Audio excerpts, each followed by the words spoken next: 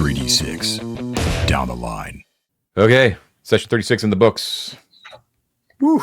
Yeah. Thank you so much for letting me squish those lizards. That was like the best thing That was awesome. that's happened to me in like a whole week. Like that's the best thing. That's a classic sort of yes and kind of moment too, because I mean, you wanted to get like technical with the physics and like, you know, oh, it's a bunch of guys with some rope and a giant rock and I don't know where'd they get the lever and the pulley from, and like, you know, the DM could have easily been like, no, you can't build that shit. Come on, it's nuts. But I have no idea. Like, I don't know how that shit works, but I'm just like, yeah, there's plenty of ruins and you got rope and a big thing and you got strong men. Like, fuck it. And you got a guy that knows what, and you had a character that knew how to do that shit. How's Stone? Right? Yeah. That's true. Yeah. It reminded me of like session 1, actually, way back when you were doing the tower when David had the pulley system. I think we pulled on Goran's knowledge for that too, right? I don't think so, but I mean, maybe. I don't think that was mostly from David's head, and I don't know if it was like, oh, Goran knows how to do this, then maybe it was like a one-off comment. Yeah. But my other idea was too is I was like, if there's even a pillar that we could tie a rope on and just pull it down on top of them, that might be a way to do it without having to pendulum like a giant stone over them or something like that. Yeah, well, so I mean, I had like a backup plan. And the setup was like there's ruins all over the, you know, like it's a ruined place. The ceilings collapse. It would just make sense that stuff would be there. Mm-hmm. Yeah, and the mitigating it didn't end up panning out it was great for you guys, but the cost of that was time, right? Like pushing over a pillar would have been really, really quick, but having to rig the whole thing, like it just meant more random encounter checks. But I didn't hit any, obviously. I think that, you know, at this point, like while we're above ground and not using oil, time is not such an issue, right?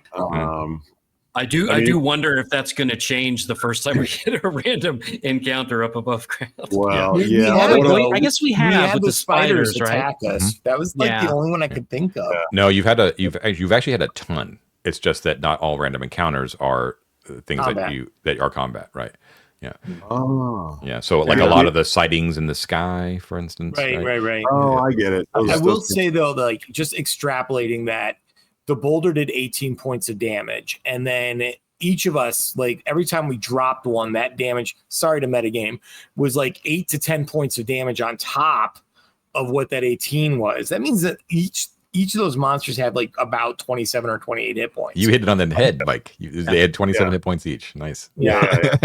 So when I'm a 5th level character, I have 27 hit points. You know what I'm saying? I'm like, I'm really glad that we didn't have to just straight up fight those things, because that would have sucked. That's what I said. If we were fighting, and their AC was no joke either. If we were fighting those things, all it would have taken is a string of bad rolls, and we're dead. But, see, I thought you guys, I was really impressed by what you guys did, because you found a way to mitigate the potential danger of the lizards by coming up with that plan.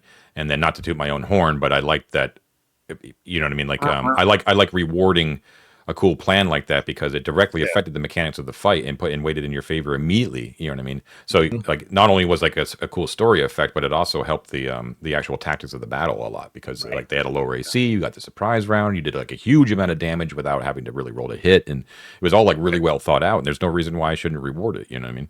So but to your credit though, you telegraphed what was going to happen. Like, we found the scales, we found the shit, we heard the barking, so we knew there were multiple targets down there. You know what I'm saying? Yeah, but that's all because, but the first thing, the clues that it gave you that there was something bad down there was because you prompted me, Mike, right? You were like, I search for tracks. You know what I mean? Do I find scales? Right. And you hit that number, right? There was only a 2 in 6 chance. You know what I mean? Right. I'm just saying, you guys were proactive in searching out clues to see what you were facing, and so so you had a lot of information up front. It was like, it actually went out seamlessly. Like, it's a perfect example, in my opinion, of good OSR combat. You know. Oh, I totally good job, agree. us. My point is that whole like perfect example, and I kind of complimenting you as a DM, I guess, which is that perfect example would not happen if you had a DM that wasn't sort of amenable to that kind of creative thinking and so on, you know? Yeah. Like someone who's like, no, you can't build something like that. That's impossible to build. Or, just it's like, oh yeah, well, you're sitting there messing around with the rocks. The monster comes out because it wants to do all the noises and it eats you. Roll initiative. Yeah, exactly. Exactly. Yeah. Caught with your pants down. So this would be like the worst possible thing would be like, that's a really good idea, guys. Make a skill check. Right. That would be the absolute fucking worst, because there we all had the brains to think of the idea, and then an arbitrary roll on a D20 because I only have a 2 intelligence or whatever, and it's like, I have a 6 in 20 chance of crafting the pulley or whatever. But it's player intelligence, not character intelligence in the end. Yeah. And then there's, I think if David was here, this would be the point where he would talk about like how that's an example of how it's all about like trust, like mutual trust between the GM and the players, right? Yeah. Like you can. Yeah. What's really fun now that we're sort of like really in the swing of this kind of play style, I think, is that we have you guys can float those really cool creative ideas because I'll roll with it, right? Yeah. Like if I was a aggressive or adversarial GM, you probably wouldn't even bother trying to convince me. That's true. Do you know what I mean? So it's like a what do you call it, a virtuous circle. Learned behavior. We learned that John never lets us get away with something creative. Therefore, this is an encounter where we're supposed to go into the thing and fight the monsters and use up hit points. Yeah, exactly. Well, you just described my entire gaming history until I was about 14 years old. Like that whole, the first 4 years of gaming was very much was a bunch of 10-year-olds sitting on a table being like, oh, a troll you two, it's just like, eh. Yeah. And that formed a lot of my feelings towards AD&D and stuff like that when I was a kid. This is like the whole point of this campaign is to what do you call it? Untie the massive amounts of trauma that Mike has from his early years of game. It really is, though, and it's helped. Like, I was not an OSR convert when this whole thing happened. I was like, "We're gonna play what?" Yeah. So I'm just telling people out there: if I can change, you can change. We all can change. That's right. Yeah. True. I do remember though, and maybe we had this conversation once before, but I remember. In old school play, player intelligence is rewarded, of course, right? But there would be times where I'm playing a bard or a druid or whatever, and I just don't know the piece of lore that I need for this, And my recollection is that I remember when the skill checks kind of showed up, knowledge checks, right? Like I thought that's a great mechanic for that particular problem, and I think, as we as players are older and more experienced and we know more stuff, which mitigates that to some extent. But I can see where this would be hard for 10-year-old kids to play like this. Right. Oh, yeah, no doubt. They don't know about rooting through the poop to look for the bones or, that kind of thing, right? But this is kind of lore that we've gained from being old farts. But what we do in our game and what 10-year-olds can do as well, instead of like knowledge checks where there's a binary chance of like failure or making it, and failure is never fun and never does anything positive for the game, is you just sort of, this is why secondary skills are so cool in the early editions. And in games like DCC and Shadow of the Demon Lord, where they just have like a profession or a skill that you're good at sort of thing, is that then you could just look at that and say like, okay, you were a farmer when you're growing up. Okay, then you know what kind of plants are growing here. Right? You had a background in engineering, Goran, then you just know how to rig a trap. You know how to rig something like this, right? And so there's no role involved. It's just sort of like, is it in your wheelhouse? Then sure, right? And the DM and the player don't really have to know the actual knowledge. It's just sort of like being able to say like, you would know that or you don't know that, right? It's the difference between I build a trap and then detailing the trap that you built. Yeah, exactly. Yeah. Right. Yeah. And once again, it's like, this is why it's so key for not just OSR, but I think any RPG where it's so key to be playing with people that you know and trust. Right. Because that's where you can form that virtuous circle and actually like feed off of each other. And that these ideas will stick and that you can trust the person to make the right call. A fair call, at least, right? Right.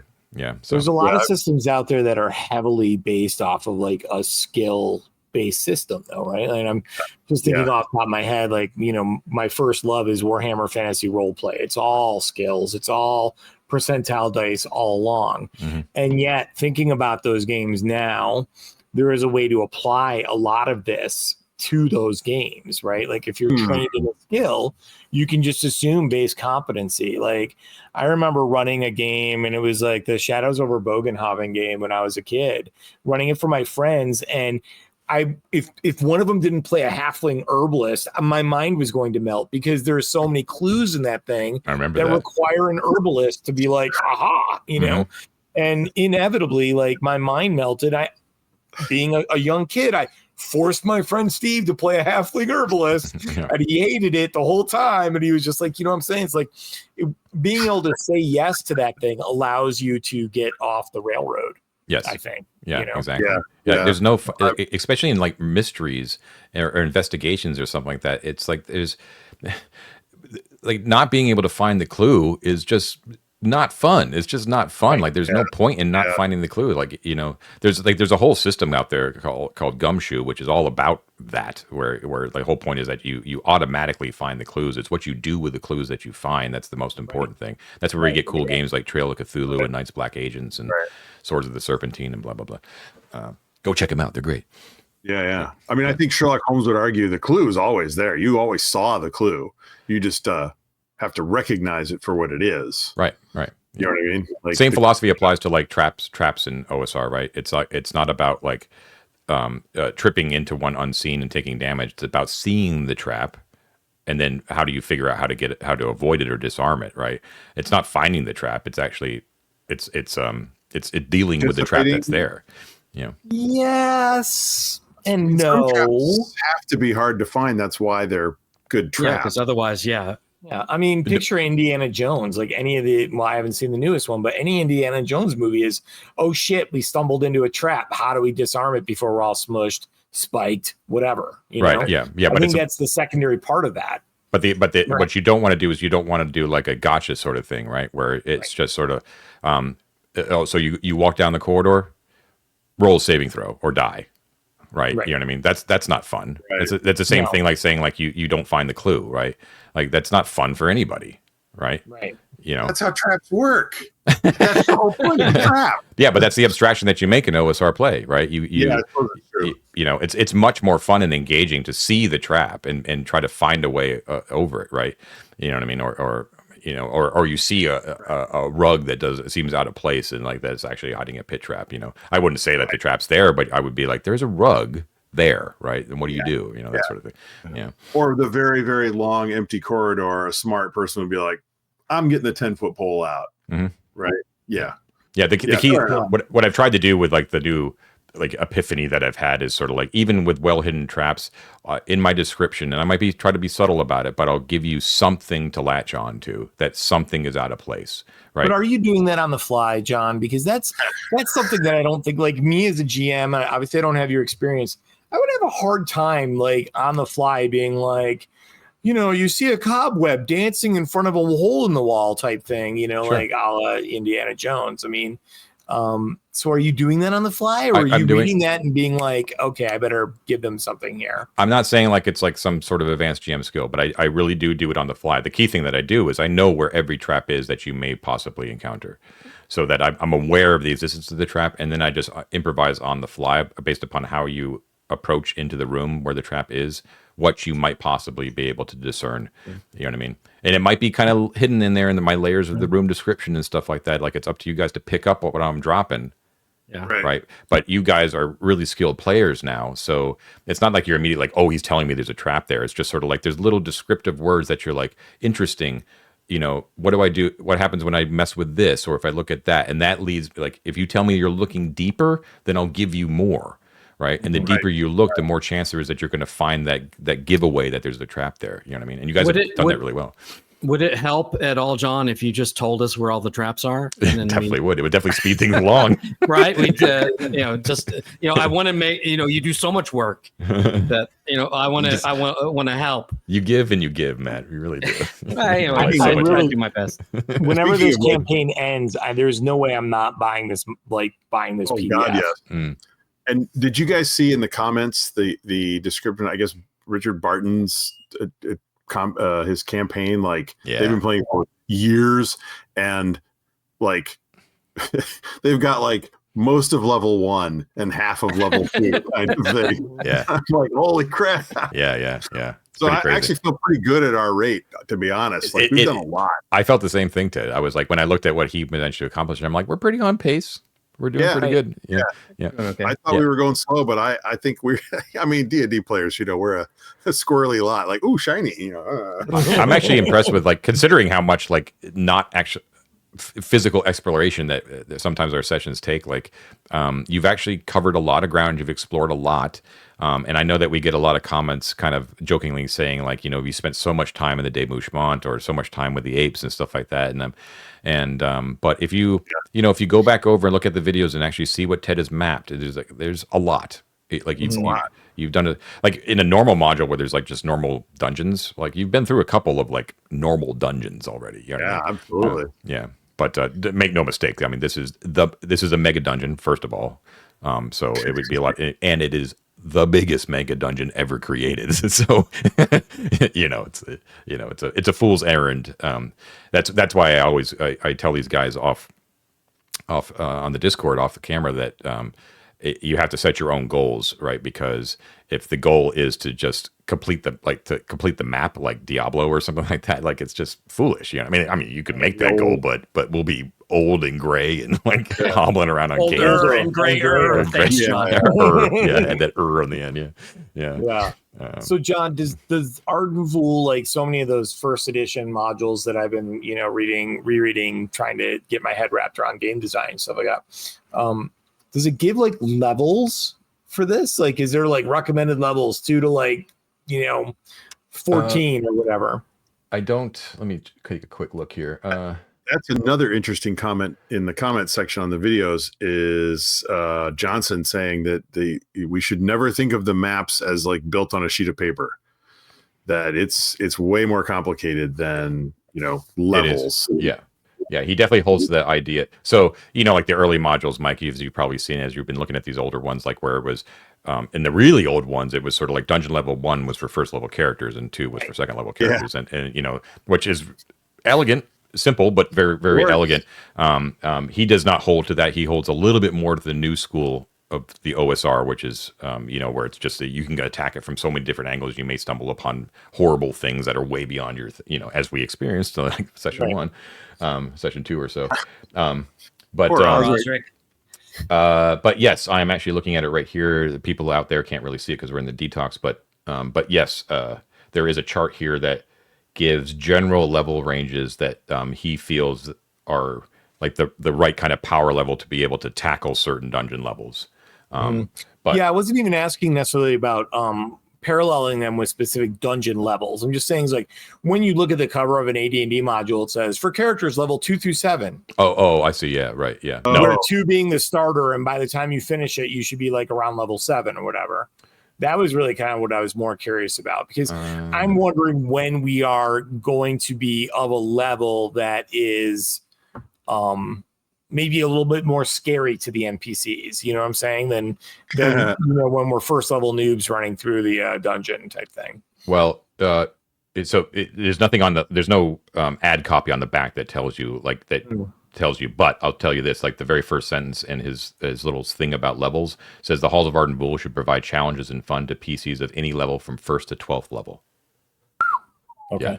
Yeah. Wow. Okay. And we were actually I was talking with Matt and Ted, Mike, when you were off wrestling with your computer, that when we, hopefully, knock on wood, some of these characters get up to like the super high levels where you're starting to hit name level and stuff like that, where the assumption is in BX and AD&D play is that you start to go into domain level play, right? We may have to start searching for like third-party OSR solutions for alternate means of what gaining those levels means, like to continue on with dungeon level adventuring, right, versus domain play. But we're open to ideas too about, and folks out there, if you have ideas as well, please throw them our way. Where when you get to that level, what Ted, you were saying, like where we could you could actually do domain level play as written, right, with the original characters, and then actually switch back over to the retainers who are slightly lower level and actually continue adventuring with them, and they would sort of be the new characters while sort of having like a separate sub game of the domain play with the main characters, you know. And David had that cool idea too of like domain play would be in a mega dungeon could be intrinsically linked with the safe haven within the dungeon, right? Like that could be the domain, right? Right. Like we could be the next Garrelad, right? Like we could be the next whatever, 100%. not Plumthorn, because fuck those guys. But Matt does have another hand we could cut off. So yeah, it's true. Hands of plenty, really. Well, and that's what I thought was really interesting, because the whole like idea of building a stronghold and stuff like that, to me, like my dream would be to find an area of this dungeon that I can carve out, make defensible, get a shit ton of dwarves down there to party, and then use that as a base of operations for the retainers to go out and keep bringing back loot. That sounds super fun I'd be to happy me. with a tower on the surface or something underneath. Either one, I think, would be a lot of fun. You know, Mort stays back and smokes a pipe and puts his feet up and says, "Good job, Yosa. You know, go out and tackle another level." Okay, you know, and he goes out, and I think it's great. That sounds like a recipe for fun in my book, and it seems so fun to me that I would be surprised if some OSR luminary on some blog has not written something about that, like adapting domain level play to dungeon to mega dungeon crawls. Right. And so I put the word out there, like if anyone has a link to exactly what we're looking for there, I'm all ears, because I'd love to find some sort of subsystem so I don't have to fucking create it. Right. And if you've been thinking about it, write it now and send it to John. We'll use it. Yes, this is an open solicitation for. There you go. So please send it our way, because I think that sounds fucking rad. After you. Yeah. Wow. So, anyways, all right, we'll call it a night for the night. Yeah, I'm pretty beat, guys. Getting a little tired. Yeah.